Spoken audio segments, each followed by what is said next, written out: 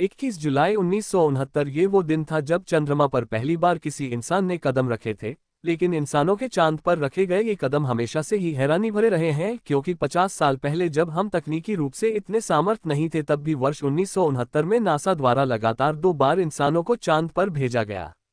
पहली बार जुलाई में और दूसरी बार नवंबर में। लेकिन ऐसा चांद पर क्या था जिसे देखने और खोजने के लिए नासा ने 4 महीने के अंतराल में ही 2 बार इंसानों को चांद पर भेज दिया। इतना ही नहीं, साल 1972 तक आते आते लगातार 6 बार इंसानों को चांद पर भेजा गया था। इतनी जल्दी जल्दी चांद पर इंसानों को भेजने के कारण दुनिया भर के वैज्ञानिक की नज़र इस तरफ दौड़ गई। चांद पर मानव बस्तियां बसाने और खनन करने की बातें भी होने लगी थी। लेकिन फिर अचानक ऐसा क्या हुआ कि चांद पर जाने की चाहत विश्व के सभी देशों ने एक साथ ही त्याग दी? तो आज हम आपको कुछ ऐसी ही कॉन्स्पिरेसी थ्योरीज के बारे में बताएंगे जो यकीनन आपको सोचने पर मजबूर कर देंगे। दोस्तों, कहा जाता है कि जब नील आर्मस्ट्रॉन्ग और बज एल्ड्रिन स्थान पर घूम रहे थे तो कुछ समय के लिए उनका प्रसारण रोक दिया गया था। वो कुछ कहना चाहते थे लेकिन उनकी आवाजें भी काट दी गई थी। एक्सपर्ट्स की माने तो चांद पर अनेकों ऊंचे ऊंचे टावर हैं। टावर्स की लंबाई 2000 से लेकर 2500 मीटर तक हो सकती है और आर्मस्ट्रॉन्ग गैलरी ने भी ऐसे ही किसी टावर को देखने का दावा किया था। एक्सपर्ट्स के अकॉर्डिंग ये टावर हजारों साल पहले एलियंस द्वारा पृथ्वी पर नजर रखने के लिए बनाए गए थे और ये जानकारी नासा के द्वारा आम जनता से भी छुपाई गई थी। ऐसा कहा जाता है कि फिलहाल ये टावर पड़े हुए हैं। इन टावर्स के बारे में जानकारी जुटाने के लिए ही नासा ने साल 1969 से लेकर 1972 तक लगातार 6 बार इंसानों को चांद पर भेजा था। कई वैज्ञानिकों ने तो यहां तक दावा किया है कि जब आखिरी बार एस्ट्रोनॉट चांद पर गए थे तो वहां उनका सामना एलियन से भी हो चुका है। एलियंस ने इन एस्ट्रोनॉट वहां से चले जाने की चेतावनी भी दी थी।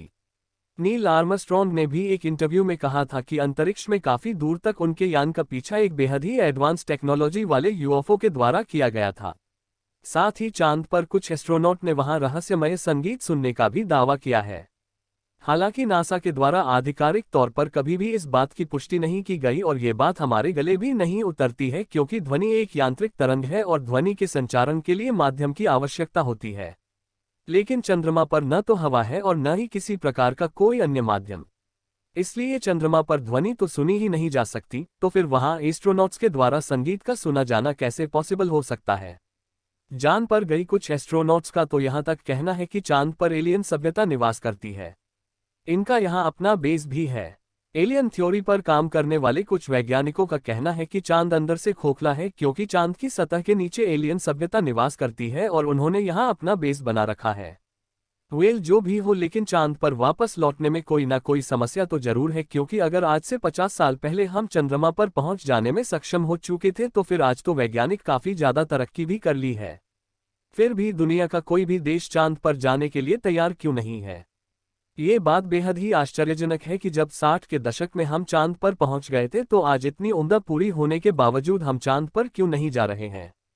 अभी पिछले ही साल नेशनल स्पेस काउंसिल की एक बैठक में नासा के प्रवक्ता द्वारा कहा गया कि इंसानों को फिर से चांद पर भेजा जाएगा, लेकिन साल 2028 के अंत तक अब उनका ये बयान ही अपने आप में एक बड़ा सवाल खड़ा करता है कि जब हम 10 को पहले ही कई बार चांद पर जा चुके हैं तो अब चांद पर जाने की तैयारियों के लिए इतना समय क्यों लिया जा रहा है?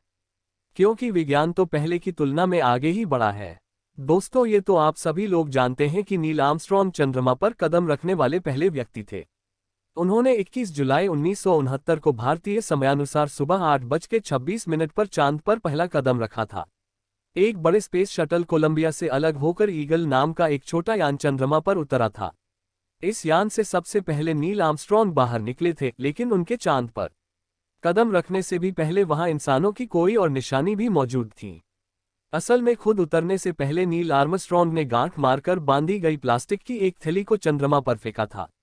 इस थैली में आर्मस्ट्रॉन्ग और उनके साथियों का मलमूत्र और कचरा था। लिहाजा इस हिसाब से देखा जाए तो इंसानों के चांद पर उतरने से पहले वहां कूड़े ने अपनी उपस्थिति दर्ज करवा दी थी। लेकिन आर्मस्ट्रॉन्ग द्वारा इस थैली को चांद पर फेंकने से करीब 10 साल पहले लूना 2 नाम का एक रूसी यान चांद से टकराकर ध्वस्त हो गया था। इसलिए उद्यान का कचरा भी चांद पर चारों ओर बिखरा पड़ा था। संभवतः ये कूड़ा आज भी वहां ज्यों का त्यों ही होगा, क्योंकि वह पृथ्वी की तुलना में काफी कम डिस्टर्बेंस है। इसलिए सारा कूड़ा बिना सड़े गले आज भी वैसे की वैसे पड़ा होगा। दोस्तों, रूसी यान के नष्ट होने से लेकर आज तक हम इंसान चांद पर केवल कूड़ा ही कूड़ा फैला रहे हैं। नासा का अनुमान है कि भले ही चंद्रमा पर कोई ना रहता हो पर आज भी वहां 190 टन मनुष्य निर्मित कचरा यहाँ वहां बिखरा पड़ा हुआ है। यानी अगर चांद के कूड़े को इकट्ठा किया जाए तो 10-15 बड़े ट्रकों की आवश्यकता पड़ेगी।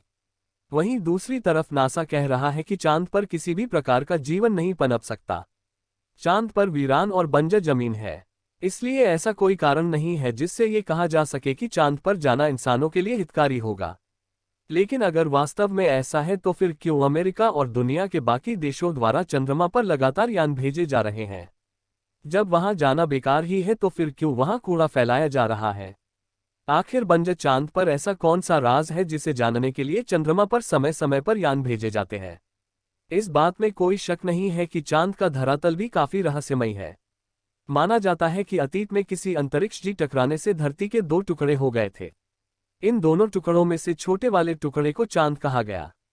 यानी चंद्रमा धरती के बाद बना है और देखा जाए तो चंद्रमा और पृथ्वी का वातावरण भी एक समान है। लेकिन हालिया वैज्ञानिक रिसर्च के परिणामों के मुताबिक चांद धरती से भी पुराना है।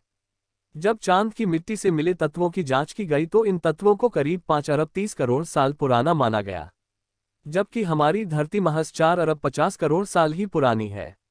20 नवंबर 1969 को जब अपोलो मिशन के दौरान वैज्ञानिकों की टीम ने लूना मॉड्यूल को चांद पर छोड़ा था तो मॉड्यूल के चांद से टकराने के बाद वहां भूकंप जैसी स्थिति बन गई थी। चांद की सतह लगभग 1 घंटे तक कंपन करती रही थी। लेकिन ऐसा तभी संभव है जब चांद की सतह किसी धातु से बनी हो और अंदर से चांद पूरी तरह खोखला हो। चांद पर मिले पत्थरों में भारी मात्रा में यूरेनियम व प्लेटिनियम जैसे तत्व भी पाए गए हैं। धरती पर ये तत्व पत्थरों में नहीं पाए जाते हैं और इन तत्वों का उपयोग स्पेसशिप की बाहरी सतह पर किया जाता है ताकि स्पेसशिप अधिक तापमान व दबाव के सहन कर सके। एक रिसर्च के अनुसार ये भी माना जाता है कि चंद्रमा पृथ्वी के ग्रेविटेशनल फोर्स से भी बाहर है। फिर भी वो लगातार पृथ्वी की परिक्रमा करता रहता है, जिसके कारण अनेकों वैज्ञानिकों का ये भी दावा है कि चंद्रमा प्राकृतिक भी है या नहीं, बल्कि हो सकता है कि इसे कृत्रिम रूप से किसी बुद्धिमान एलियन सभ्यता द्वारा बनाया गया हो, जिससे चंद्रमा के जरिए एलियन सभ्यता पृथ्वी पर नजर रखती हो। और ये बात इसलिए भी ज्यादा मायने रखती है क्योंकि हाल ही में अमेरिका के पूर्व राष्ट्रपति बराक ओबामा और नासा के कुछ वैज्ञानिकों ने एलियंस का होना और पृथ्वी पर इनकी बार बार मौजूदगी को स्वीकार किया है। वहीं इतिहास में भी चंद्रमा से जुड़े हुए कुछ अनोखे और रोचक तथ्य देखने को मिले हैं। बताया जाता है कि आज से करीब 910 साल पहले यानी 11वीं सदी में चंद्रमा अचानक से ही गायब हो गया था। उस समय चांद कई महीनों तक लगातार गायब ही रहा था और उसके बाद अचानक दोबारा सामने आ गया। हालांकि उस जमाने में अंधविश्वास अपने चरम पर था। ऐसे में किसी अनहोनी की आशंका के चलते सभी धर्मों के लोगों ने मिलकर बड़े पैमाने पर पूजा पाठ की। ऐसे में जब कई महीनों बाद चंद्रमा दिखाई दिया तब जाकर लोगों ने राहत की सांस ली। चंद्रमा के अचानक गायब हो जाने के बाद पूजा पाठ करने के कारण ही शायद आज सभी धर्मों में चांद का विशेष स्थान है। हालांकि वैज्ञानिक का मानना है कि सन 1104 में आइसलैंड में मौजूद एक ज्वालामुखी में भयंकर विस्फोट हुआ था। उसके विस्फोट से राख और धुएं के बादल निकलकर आसमान में फैल गई थी, जिसके कारण चांद दिखाई नहीं दिया था। लेकिन अगर ऐसा था तो कई महीनों तक पहले धुआं के बादल ने सूरज की रोशनी को क्यों नहीं ढका? अगर ऐसे में सूरज की रोशनी से गर्मी पृथ्वी पर न पहुंचती तो पृथ्वी पर ही शुरुआत हो जाती और करोड़ों जीव जंतु मारे जाते। लेकिन इतिहास में इस तरह की कोई भी घटना दर्ज नहीं है। तो इस बात में तो कोई शक नहीं है कि चांद पर कोई ना कोई जैसे सभ्यता तो जरूर मौजूद है, लेकिन ये हम अपने तरफ से नहीं कह रहे हैं बल्कि वैज्ञानिकों द्वारा की गई रिसर्च के अनुसार कह रहे हैं। लेकिन दोस्तों, इन सब के अलावा भी कुछ चीजें ऐसी हैं जो नासा को चांद पर जाने से रोक रही है और इसका एक सबसे बड़ा कारण तो बजट ही है। साल 2004 में तत्कालीन अमेरिकी राष्ट्रपति बुश ने मेन मून मिशन के लिए 1,04,000 मिलियन अमेरिकी डॉलर का बजट बनाया था, लेकिन भारी भरकम बजट के चलते उस वक्त ये प्रोजेक्ट ठंडे बस्ते में डाल दिए गए थे। इसके अतिरिक्त साल 1969 से लेकर इस साल 1972 तक जब आसमानी मून मिशन की तब अंतरिक्ष कार्यक्रम का बजट कुल बजट का 5% था, जबकि आज ये हिस्सा घटकर कुल बजट का 1% ही रह गया है। ऐसे में जाहिर सी बात है कि नासा अब मेन मून मिशन पर इतना खर्च नहीं करना चाहता। वहीं कुछ विशेषज्ञों के मुताबिक चांद पर इंसानों को भेजने के पीछे वैज्ञानिक दिलचस्पी से ज्यादा राजनीतिक कारण थे, क्योंकि अंतरिक्ष नियंत्रण की होड़ में ये मिशन किए गई थी। तो दोस्तों, इन्हीं सब कारणों के चलते नासा अब चांद पर नहीं जाना चाहता। हालांकि साल 2020 में नासा ने अपने बजट में लगभग 12% बढ़ोतरी की मांग की थी, जैसे वह साल 2025 तक एक बार फिर से इंसानों को चांद पर भेज सके। लेकिन ये देखने लायक ही होगा कि क्या नासा फिर से इंसानों को चांद पर भेज पाता है या नहीं। तो आपका इस बारे में क्या राय है, हमें कमेंट बॉक्स में जरूर बताएगा। तो आज के लिए बस इतना ही, मिलते हैं एक नए वीडियो के साथ, तब तक के लिए खुदा हाफिज, जय हिंद।